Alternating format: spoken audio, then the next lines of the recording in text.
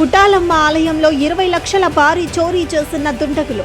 ఆళ్లగడ్డ తాలూకాలోని ప్రముఖ పుణ్యక్షేత్రం రామతీర్థంలో మంగళవారం అర్ధరాత్రి 20 లక్షల విలువైన 21 కిలోల వెండి ఆభరణాలు దుండగులు చోరీ చేశారు. సిఐ మురళీధర్ రెడ్డి కేసు నమోదు చేసి దర్యాప్తు చేపట్టారు. క్లూస్ టీమ్, డాగ్ స్క్వాడ్ బృందం తనిఖీలు చేపట్టారు. ఆలయ చరిత్రకు ఇలాంటి చోరీ జరగలేదని ఆలయ ఈవో తెలిపారు.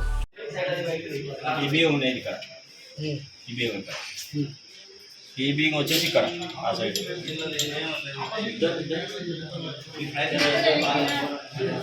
ఈ బింగం బయట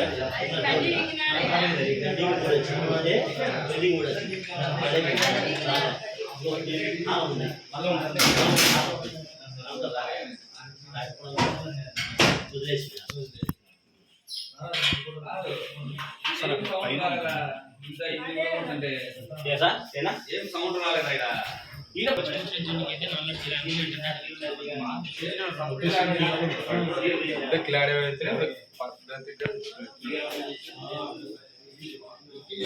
ఇవేనా